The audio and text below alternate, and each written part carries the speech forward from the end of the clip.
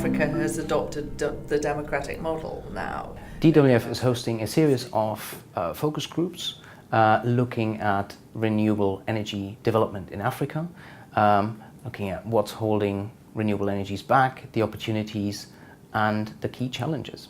We've talked to a lot of our energy clients and they see the African market as a critical market for them in the future. However, they are wary of the difficulties and challenges that the market presents. Africa has an incredible amount of natural resources and lends itself to the development of renewable energy projects. With technical innovations, there is a real opportunity at the moment for renewable energy projects to make headway in Africa. For these group sessions, we've invited some of our clients, some established players in the markets, and also some leading authorities that can give some real insight into what's happening in Africa at the moment. What are the main elements there that make African markets attractive? Many of the African countries are quite vast and there's a huge infrastructure deficit there.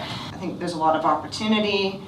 Solar makes a lot of sense because, you know, the weather does make things easier to launch solar projects, and you can really do it either quite small scale on a small community basis, or you can have massive solar farms. There's an analogy which is always made about solar or hydro projects. It's the analogy with telephones. In Europe we have landline, or we had landlines, should I say. In Africa, you will never have landlines. You will switch directly to mobiles. You don't have to be connected with a wire to the network. So for a country today, anywhere where you don't have anything, solar is a good solution. In terms of recent developments in the last few years, specifically in renewables in Africa, I think what we've seen is renewable technologies such as wind and solar becoming much more competitive in terms of price and the tariff. And I think what that can lead to is a significant growth in renewables, and in a way a sort of leapfrogging where, you know, the growth of energy supply in Africa can focus on renewable technologies rather than legacy technologies. When you do a solar project in the UK or in Europe, generally speaking, the challenge is about finding the land, because you see it's built everywhere, number one, and number two, finding the grid connection point, because you already have electricity here, things are well loaded. In Africa, you have land everywhere, massive.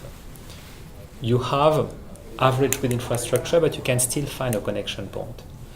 However, you always face the challenge of your off-taker not being to the European standards in terms of bankability. I think one of the problems in working in the emerging markets has always been about middlemen, and it's always been about corruption and avoiding corruption and issues like that. And I think that's another of these things where technologies like blockchain that are coming up provide an opportunity to reduce exposure to that kind of corruption. It's early days with it, but certainly a lot of the multilaterals like the World Bank and others are very interested in seeing where blockchain could go in this kind of context. From my point of view, and from the work that I've done on the continent supporting companies, is the IMF and the World Bank provide a great leverage, and where you've got particular problems which may be of a corrupt nature or anything like that, you often have a great ally in the IFC.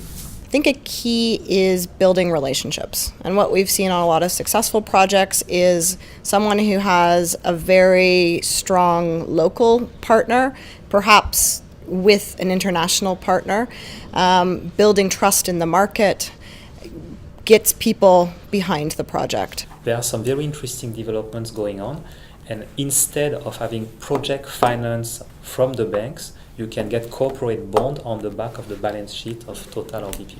And I think also you're seeing, we talked B2B, so where you're really offering to a coal mine or to a gold mine or whatever, where they have energy needs, that you can develop a project around their needs, but also feed into the local community. And it's really then the corporation, the mine or whoever it is, who's paying for that. I think best what developers can do in an early stage is really to calculate properly behind. In terms of they have to translate their technical language into financial language. because they are talking with investors and banks behind. And for this you need a good standard behind a financial model, but you have to understand what you use as an input behind. What's ultimately driving all this now, 50 gigawatts, I don't know the exact number, and all countries really now moving very fast with this, is ultimately the cost. They realize it's much cheaper than what their average cost of electricity is these days. The technology has matured so much. The prices that are being achieved in the developed markets are amazing. And these projects are now competitive with conventional projects. Africa is a booming continent. There are lots of things to do. There are infrastructures to build, and to build infrastructures, to develop companies, you need legal advice. You need people to wrap the contracts professionally, as it is done in Europe today. And there will be a very strong advantage for companies like DWF to have an early move to secure strong relationships with local companies, local developers, and government entities.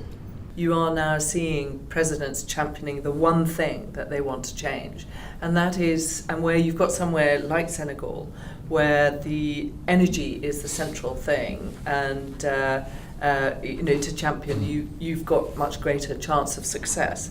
I think we've had some really valuable perspectives on some of the key challenges around political stability, investor options, bankability, and building social capital, and critically, some inventive thinking and solutions to some of these challenges.